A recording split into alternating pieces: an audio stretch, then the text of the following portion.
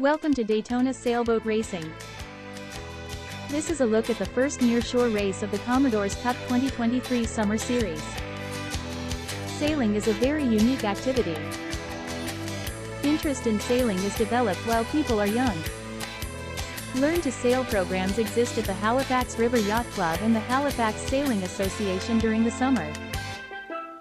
Embry-Riddle Aeronautical University has an offshore sailing club competing with more than a dozen local sailboats. Both captains emphasize the difficulty in finding crew members. They know youth programs are essential for the survival of any sport, so sponsors are needed because a focused scholarship initiative requires money. Search for Daytona Sailboat Racing on Facebook and YouTube.